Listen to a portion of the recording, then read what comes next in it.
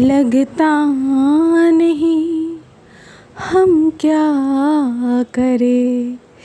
এই আপনারা ভাববেন না যে আমি গান গাইতে পারি, মুড হলো তাই গাইলাম। আর এই হচ্ছে আজকে আমার ব্রেকফাস্ট, দই চিড়ে।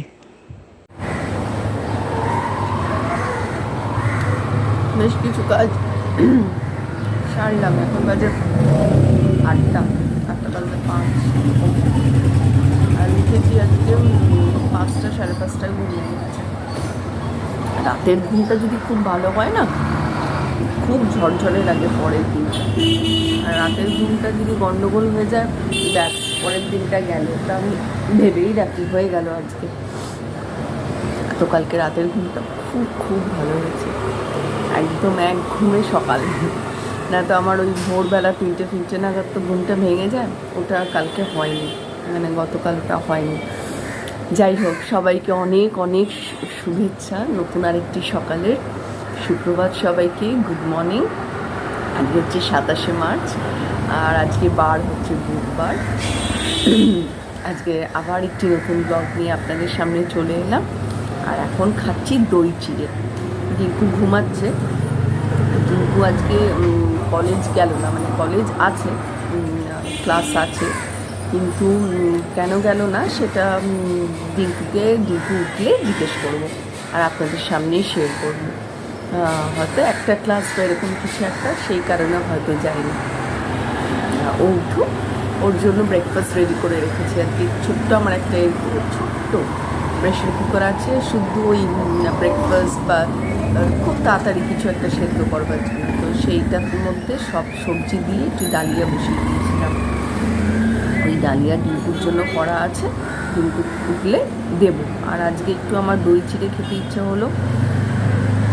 আমি তো চিনি কম খাই বলে একদমই খাই না, কিন্তু এই দই চিড়েতে একটু দরকার হয় চিনি, একটু নুন আর একটু চিনি দিয়ে, টক দই দিয়ে চিড়ে আমার কালকে ব্রেকফাস্টেও আর কি কাজে লেগেছিল। তখন থেকেই চিড়েটা ভেজানো ছিল, তো কালকে একেবারে চিড়েটা ধুয়ে ভিজিয়ে রেখেছিলাম। কালকে একটু খেয়েছি, আর বাকিটা ফ্রিজে রেখে দিয়েছিলাম, আজকে খেয়ে নিলাম। ভালোই লাগে মাঝে মাঝে দই চিড়ে খেতে। এই গরমকাল আসছে, খুব ভালো লাগে আমার। যাই হোক, দেখতে থাকুন ব্লগটা, আর সঙ্গে থাকুন। সব সবজি দিয়ে ডালিয়া, আর সেই ডালিয়ার মধ্যে একটু মুগ ডালও মেশানো ছিল, কারণ মুগ ডালের গন্ধ ডিঙ্কু প্রচণ্ড ভালোবাসে। আর এবার একটুখানি ঘি মিশিয়ে দিয়ে দিলাম ওকে। আজকের দুপুরের মেনু হচ্ছে মুগ ডাল দিয়ে মাছের মাথা দিয়ে ডাল। অনেক দিন বাদে এটা আমার খাওয়া হয়, আর ঘি তো অবশ্যই এর মধ্যে দিই। আর ডিঙ্কুর প্রচণ্ড পছন্দের একটি আইটেম হচ্ছে মাছের মাথা। কাঁটাগুলো বেছে ফেলে দেয়, খেতে পারে না, কিন্তু ওর ওই গন্ধটা ও খুব ভালোবাসে। আর তার সঙ্গে মাছের ডিমের বড়া। কেমন লাগলো প্লিজ জানাবেন। খুব আজকে একটা গন্ডগোল করেছি। ও কী যে করব, আর কী যে আপনাদের বলবো, আর কী যে শেয়ার করব। এখন কটা বাজে জানেন? পাক্কা 2টো। আমার আজকের ব্লগটা, আজকে তো 27শে মার্চ, মানে যেটা আজকে আপলোড করার ব্লগ, ওটা এক্ষুনি আর কি আপলোড বলছি, সরি, রিলিজ হলো। তো গন্ডগোলটা কী করেছে দেখছেন, সারা ঘর অন্ধকার করে দিয়েছি। তো চচ্চর করে গরম বাড়বে, চৈত্র মাস। যাই হোক, গন্ডগোলটা হচ্ছে, উঠেছি তো অত সকালে, বললাম আপনাদের, আর ডিঙ্কু ঘুমোচ্ছিল। তা আমি ঠিক আছে, ডিঙ্কু উঠবে, ডিঙ্কাকে ব্রেকফাস্টটা দেবো, তারপর রান্না শুরু করব। সব গুছিয়ে গাছিয়ে রেখেছিলাম। আর আপনাদের দেখালাম আজকে ওই মাছের ডিমের বড়া। ওটা না ওই সোমবার থেকেই ছিল, তো সোমবার গেল দোল, গতকাল ছিল মঙ্গলবার, তো আর রাখাটা ঠিক হবে না বলে আজকে করে নিলাম। আর হচ্ছে ওই মাথা দিয়ে মুগ ডাল, এই ছিল আজকের রান্না। এবং এই দুটো দিয়েই বেশ টাইম সাপেক্ষ, সময় দরকার, তো সেই জন্য হাঁপিয়ে যাচ্ছি কথা বলছি। সেই জন্য সব গুছিয়ে টুছিয়ে রেখেছি, দিয়ে একটু বসলাম। আমি তো আমার সব যাদের ব্লগ দেখি, আমি কিন্তু নিয়মিত দেখি, হাজার কাজ থাকুক আমি সবার ব্লগ প্রত্যেক দিন দেখি, তো ওইগুলোও দেখছিলাম আর কি। এটা আমার বেশ একটা দারুণ টাইম পাস হচ্ছে আর কি, খুব ভালো লাগছে। আর খুব কানেক্টেড লাগে, অন্যদের ব্লগ দেখলে খুব কানেক্টেড লাগে। কিছু তো সাবস্ক্রাইব করা আমার অলরেডি ওনাদের চ্যানেল, আর কিছু নতুন নতুন আসছে, সবারটাই দেখি আর কি, যেটা ভালো লাগে দেখতে থাকি।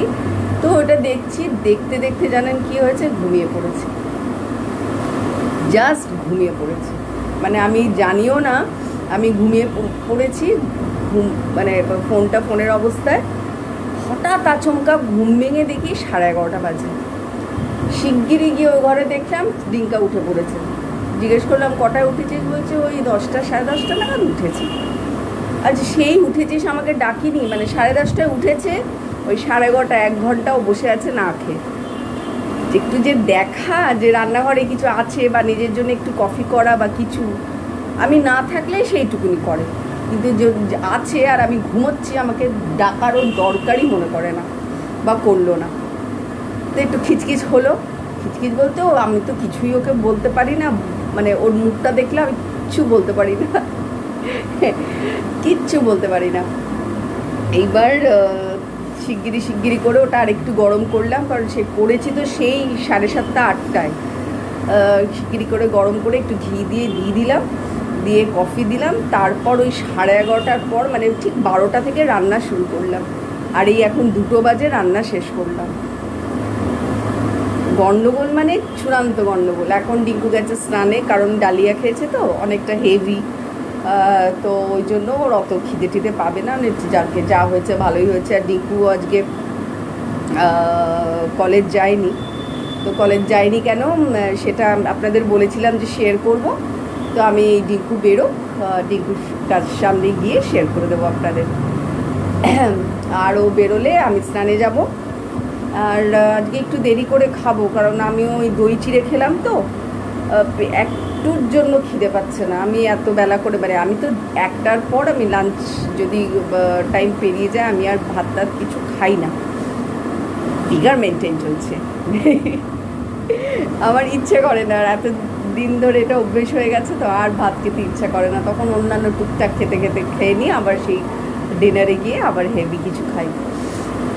তো আজকে আর কি একটু বেলা করেই খাবো আজকে।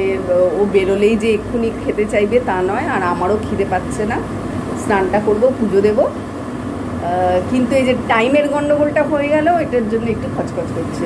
তার মানে কতটা ঘুম ছিল আমার আর কি। আমি বললাম ফ্রেশ লাগছে, সত্যি ফ্রেশ লাগছিলো, খুব ভালো লাগছিলো, কিন্তু তাও যে ঘুম ছিল, বডি বুঝিয়ে দেয়। আমরা ভাবি আমরা সব বুঝি, তো বডি বুঝিয়ে দেয়, মন বুঝিয়ে দেয়, আমরা সব বুঝি না, জানেন তো, আমরা সব মানে কিছুই বুঝি না, সব প্রকৃতির খেলা।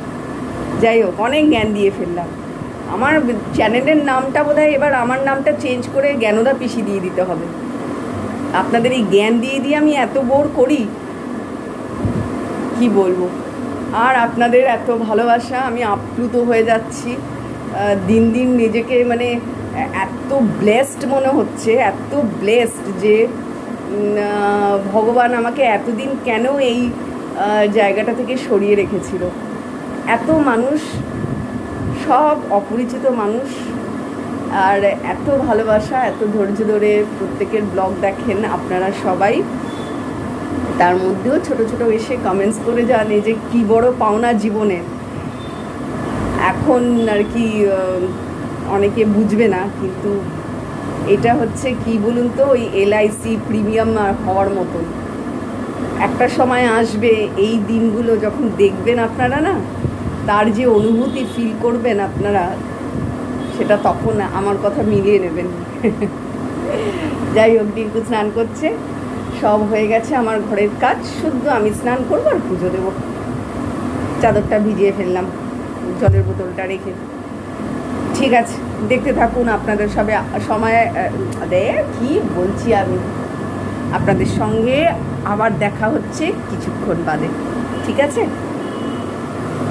আমার ঘরে যখনই যাই তখনই দেখছি মাম্মা ডিঙ্কা দাদার মায়ের ব্লগ দেখছি। উনি বলে কি মিষ্টি, সত্যি মাম্মাম।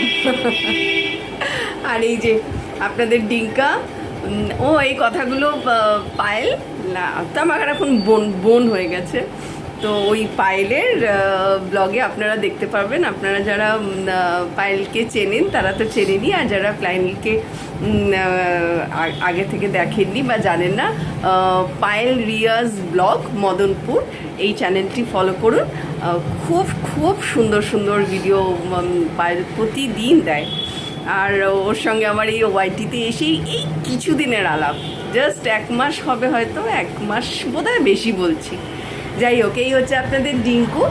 আর ডিঙ্কু বলছিলাম আজকে কলেজ যায়নি, ও উঠলে জিজ্ঞেস করব, তো বলছে যে মা ক্লাস ক্যান্সেল হয়ে গেছে, ক্লাস ক্যান্সেল হয়ে গেছে। তো ওর ক্লাস ক্যান্সেল হয়ে গেছে কলেজের আজকে, ওই জন্য আজকে যেতে হয়নি। কী সুন্দর, সেই শুক্রবার থেকে ছুটি কাটাচ্ছিস, তাই তো? মানুষ ছুটিতে থাকলে দেখেন, দেখছেন হাড় বেরিয়ে যাচ্ছে। মানুষ ছুটিতে থাকলে একটু বেশ বেশ ইয়ে হয়ে যায়, হেলদি হয়ে যায়, ঘুমটুম ভালো হয়। ডিঙ্কা যে জায়গায় ছিল ওই জায়গায় আছে। আমার তো মনে হয় ডিঙ্কু যখন 60 বছর বয়স হয়ে যাবে তখনও এরকমই ডিঙ্কা থাকবে, তাই তো ডিঙ্কাই? কি তাই তো? আর এই চুলগুলো কিন্তু কাটেনি, ওই যে সেই অনেক দিন আগে, আমিও ভুলে গেছি কবে আপনাদের বলেছিলাম। এই দেখুন, এই এই যে গোছা গোছা চুল, কিন্তু এখনও কিন্তু কাটেনি। আমি আর বলবো না নিজেকে কতটা অপমানিত করাবো বলুন তো, আর কখনো বলবো না। কাটলে কাটবে, না কাটলে না কাটবে। আমি সবার সামনে বললাম না, আমার কথা রাখলো না, নিজের খেয়াল রাখলো, চুল কিন্তু কাটলো না। সবচেয়ে বড় অশান্তি, সবচেয়ে বড় না, ওয়ান অ্যান্ড অনলি অশান্তি আমার আর আমার ছেলের জীবনে, দ্যাট ইজ হেয়ার কাট। ঘড়িতে বাজে ঠিক এখন 3টে, আর এখন ছেলেকে নিয়ে আমি খেতে বসে গেলাম। খিদে পাচ্ছিল না, কিন্তু 3টের মধ্যে খেয়ে নিতে হবে, এটাই আর কি চরম সত্য। কারণ একটু দেরি করলে ওই খাবারটা আর আমার হজম হবে না, এবং ডিঙ্কুর পক্ষেও সেটা ভালো নয়।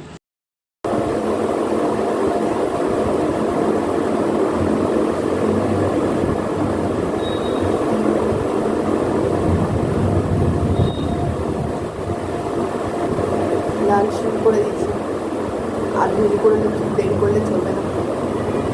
এখন বাজে 3টে, আর একটু দেরি করে খেলেও হতো, কিন্তু কিছু হবে না, ডাইজেস্ট হবে না এরপরে। আর আজকে এইভাবে বসলাম,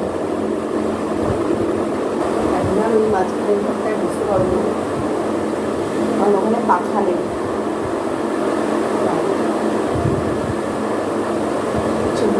লাঞ্চটা কমপ্লিট করি। বিকেলবেলা ওই 5টা 5:30 নাগাদ দুজনে মিলে কফি খেলাম, আমি আর আমার ছেলে। ডিঙ্কু কফি করলো, আর তারপরে সন্ধে দিলাম। সন্ধে দিয়ে এই সব বাসনগুলো যেটুকুনি আর কি লাঞ্চের পর পড়েছিল ওগুলো সব মেজে ফেললাম। আর এখানটা ক্লিনই ছিল, শুধু এটা হচ্ছে রেডি করে রেখেছি। আজকেও একটু লুচি খাওয়া হবে, কারণ আমি কালকের এক্সট্রা অনেকটা ময়দা আমার ছিল, তো ওটা আর কি আজকে করবার প্ল্যান ছিল। তো ওটাই এরকম আছে, একটু বাদে ওটা ফ্রিজ থেকে বার করে নর্মাল হয়ে গেলে লুচি করব। আর ডিঙ্কুকে পাঠিয়েছি চিকেন আনতে, একটু হালকা করে চিকেন হবে আজকে। ওই দেখুন, কালকে সেই ওই ছাদটায় দেখতে পাচ্ছেন, ওই ছাদটায় বার্থডে পার্টিটা হচ্ছিল। কি সুন্দর কালারফুল কালকে লাগছিল। আমি রান্না করছিলাম আর জানলা দিয়ে দিয়ে ওদের দেখছিলাম, আর ভয়েস ওভার দিতে হয়েছিল কারণ কি মিউজিক চলছিল তাই। তো এই হলো গিয়ে সন্ধ্যেবেলার খবর বা আপডেট। আর শুভ সন্ধ্যা বন্ধুরা, গুড ইভিনিং আপনাদের।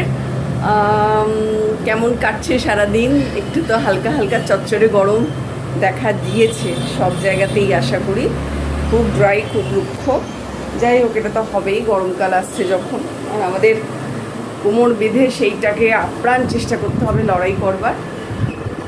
আর এই তো সব কাজ হয়ে গেছে মোটামুটি। ডিঙ্কুর চিকেনটা এনে দিলেই আমি চটপট করে ওটাকে ম্যারিনেট করে রেখে দেবো, দিয়ে 9:30টার পর রান্না করব। আর আজকে ভিডিওটার কতটা আমি কি ক্যাপচার করতে পেরেছি আমি কিচ্ছু মানে নেই, নলেজে নেই, কারণ আমার কাজের একটু অন্যান্য কাজ আমি করছিলাম। এই হলো গিয়ে ব্যাপার। আর ডিঙ্কু আসলে আমি চিকেন ম্যারিনেট করে রেখে একটু হাঁটতে বেরোবো, কারণ বেশ কদিন কাজের জন্য এখানে ওখানে এমনি হাঁটাচলা তো হয়েছে, কিন্তু হাঁটতে যাওয়ার জন্য হাঁটাটা সেটা আমার বেশ কয়েকদিন ব্যাঘাত ঘটেছে। তো ওটা আজকে দেখছি, চেষ্টা করছি পূরণ করবার। জানি না কতটা শেয়ার করবো, কারণ আমি তো সেই হাঁটতে যাই গল্ফ ব্রেনে, আর বোধহয় 25,000 বার আপনাদের দেখিয়ে দিয়েছি গল্ফ ব্রেন। তো আমি ওই ফোনটাকে অফ করে রেখে হেঁটে নেব, তারপর যদি ফেরার সময় কিছু ক্যাপচার করার মতন থাকে আপনাদের দেখাবো, শেয়ার করবো। তো চলুন, রিঙ্কু আসুক, তার জন্য ওয়েট করছি বসে।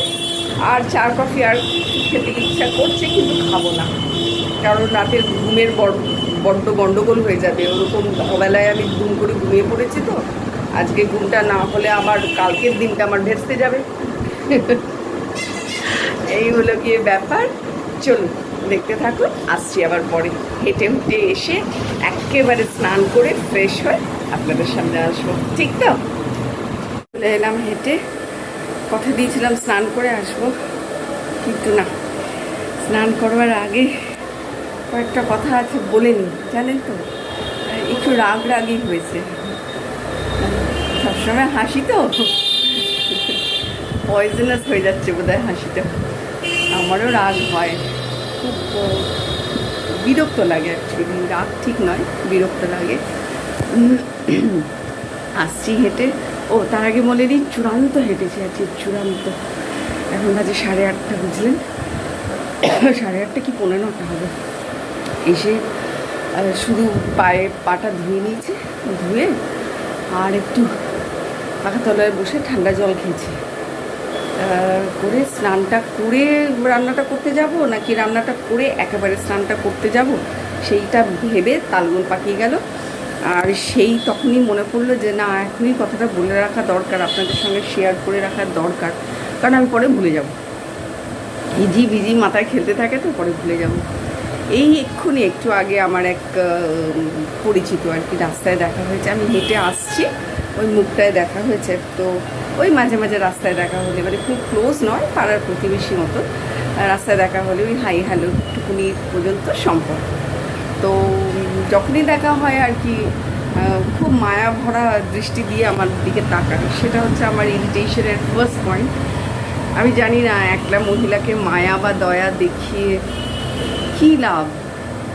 কত পুরুষ আছে সারা বিশ্ব সংসারে, সারা জীবন ধরে এক হাতে একটি শরীর নিয়ে, একটি মন নিয়ে, একটি প্রাণ নিয়ে সংসারের সব দায়িত্ব পালন করে যাচ্ছে।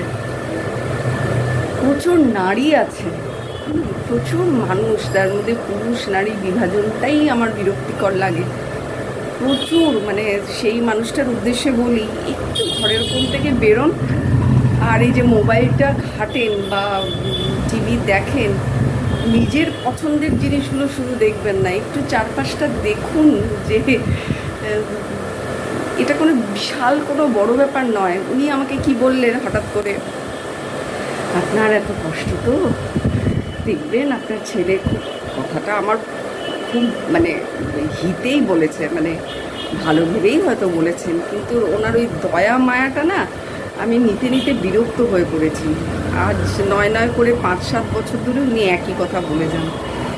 তো সেটা মাঝে মাঝে খুব আর কি রাগই হয় ছোট্ট করে, যে আমার মুখ চোখে কি দেখলে, আপনারা একটু কমেন্টস করবেন তো, আমার মুখ চোখে কি দেখে মানে খুব দয়ার মায়ার দেখানোর মতন মানুষ মনে হয়, যে আহারে বেচারা, এরকম কিছু সমস্যা তো সবার জীবনে থাকবে, কম বেশি আছে, থাকবে, আর এটা নিয়েই তো জীবন।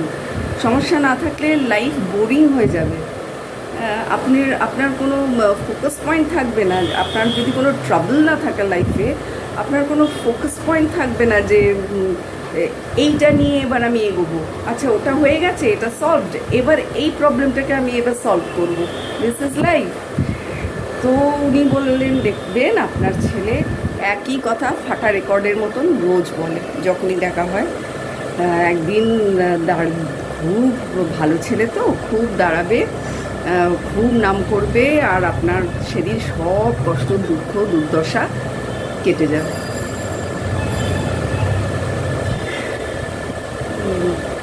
কি বলবো, আমার না ভাষা, আমি হুম হুম করি আজকাল, জানেন তো, খুব আর্টিফিশিয়াল একটা হাসি, যেটা আমার কখনোই আসে না, সেটা ওনাকে দিই, আর যতটা সম্ভব তাড়াতাড়ি কনভারসেশনটা শেষ করতে পারলে বাঁচি, এরমভাবে কাটিয়ে আসার আজকাল চেষ্টা করি। কেন কি আমি এই কনসেপ্টটাতেই, থট প্রসেসটাইতেই বিশ্বাস করি না যে সন্তান আমার কাছে বিমা, এলআইসি, আমি বিশ্বাস করি না। একবার ভেবে দেখবেন আপনারা যে এখন আমি টাকা পয়সা দিয়ে সন্তানকে বড় করছি, আর ও বড় হয়ে ওই টাকা পয়সার যা যেভাবে আর কি আমি ইউজ করেছি তার প্রতিদান, এটা মাথায় রাখবেন না। আজকের দিনে বোধহয় কেউ রাখেও না। আই হোপ, আই বিলিভ আমাদের নিজস্ব কর্মক্ষমতা যতদিন থাকবে, মানসিকভাবে শারীরিকভাবে, আমরা নিজেদেরটা নিজেরা বুঝে নেব, তাই না? সন্তান আছে বলে সে একটা থাকুক আর 10টা থাকুক, তার বা তাদের ওপর ফিউচারটাকে একদম ডিপেন্ড করে দেব না, মানে ডিপেন্ডেবল করে তার উপর দেব না।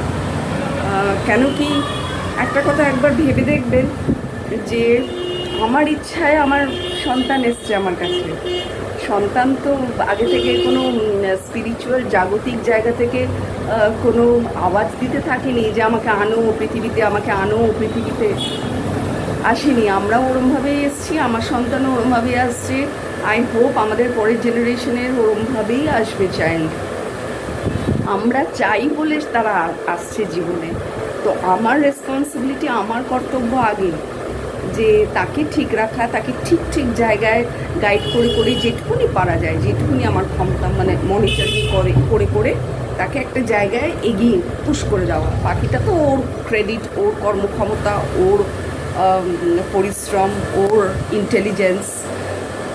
তো সেটা আর কি ওদের দায়বদ্ধতা কিন্তু নেই, সন্তানের কিন্তু দায়বদ্ধতা সাইন্টিফিক্যালি হয় না, কারণ আমরা আনি তাদেরকে, এরমভাবেই তো লাইফ সার্কেলটা চলে না। তো যাকে আমরা আহ্বান করে আনি আমার লাইফের খুশি দ্বিগুণ হওয়ার জন্যে, আমার পরিবারটাকে কালারফুল বিউটিফুল করবার জন্যে, তো তার কাঁধে একটা টাইমের পর থেকে আমি কেন আর কি করতে থাকবো, ভরসা করতে থাকবো? প্রচুর অশিক্ষিত, প্রচুর শিক্ষিত বলুন, অশিক্ষিত কথাটা ভুল হবে, পড়াশোনা না জানা, মাফ করবেন, অশিক্ষিতটা একদমই রং ওয়ার্ড। তারা তো কায়িক পরিশ্রম দিয়ে রোজগার করছে। এবং হ্যাঁ, যদি আপনার একদম দুস্থ অবস্থা, আপনার আর কাজ করবার আপনার শারীরিকভাবে ক্ষমতা নেই, সেই কিছু কিছু ব্যাপার একদমই আলাদা, ব্যতিক্রমী ঘটনা আছে, প্রচুর আছে, প্রচুর আছে। সেই দিকটা আমি যাচ্ছি না, একদম সাধারণ বিষয়টা নিয়ে বলছি, বেসিক জায়গাটা নিয়ে বলছি। আমি কি খারাপ আছি এখন যে একটা দিন আমার ছেলে বিশাল আর কি একটা কিছু করবে, আর তারপর থেকে আমার জীবন একদম একদম একদম 360 ডিগ্রি খুলে যাবে? কেন আমি আজকে কি খারাপ আছি? আমার না এটা খুব খুব এখানে লাগে, নিজেকে মনে হয় যে আমার তাহলে কি ভাব প্রকাশ, আমার ভাইবস, আমার অ্যাক্টিভিটি কি খুব সিম্প্যাথি পাওয়ার মতন হয়ে যাচ্ছে কি জানি, নিজেকে প্রশ্ন করি। ওই যখন উনি কথা বললেন না, একটু একটু রাগ হয় আর কি। আর আপনারা তো কি বলবো, মাইন্ড ব্লোয়িং, ভগবানের তরফ থেকে আপনারা এসছেন, যাদের কাছে এগুলো পুরো ক্লিয়ারলি জানানো যায়। এটা জানাতে পারলাম না আজকে, এত ভালো লাগলো। আমি এই কনসেপ্টে বিশ্বাস করি না যে সন্তান এলআইসি, সে তার ইচ্ছে মতন, সে তো তার আমার রক্তের টান, আমি তার, সে আমার সন্তান, আমাদেরই সন্তান।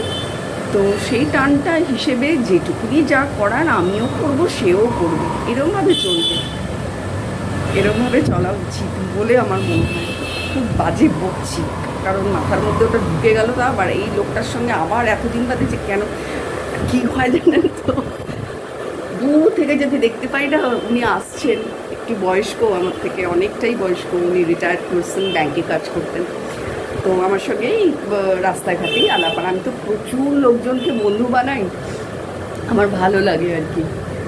তো আসছে, আমি আজকাল না টাক করে এদিকে কাটিয়ে বেরিয়ে যাই, অন্য অন্য গলিতে ঢুকে যাই, আমার আতঙ্ক হয়ে গেছে এই ভদ্রলোক। যাই হোক, এরকম উনি শুধু নয়, এরকম বেশ কয়েকজনই আমাকে বলে, দেখবেন আপনার একদিন দারুণ সময় আসবে। আমি যে কোন মানে খারাপ সময় পড়ে আছি আমি সিরিয়াসলি বুঝে উঠতে পারি না। যাই হোক, আপনাদের সঙ্গে শেয়ার করে না খুব ভালো লাগলো। এইবার রান্নাটা ভালো হবে না, এত না এই যে খচ খচ খচ খচ করবে মাথার মধ্যে, আর কিছু একটা পুড়ে যাবে বা হাত কেটে ফেলবো, এরকম একটা কিছু হবে। আপনারা আবার কিছু মাইন্ড করবেন না, আমার জাস্ট মনের ভাবনা আপনাদের প্রকাশ করলাম, আর কিছু না। যাই হোক, স্নানে যাই নাকি রান্না করি, একটু বসি, বসে যদি ঠান্ডা হাওয়া লাগে আগে চুলটা বাঁধি ভালো করে। এসে আসলে ওই ঘাড়ে একটু জল দিয়েছি, চুলটা খুলে দিয়েছি, আরাম লাগছিল, ভিজে গেছিলো চুলটা। তো করে নিই, করে তারপর আবার আসছি। হজম করুন, আমাকে হজম করুন।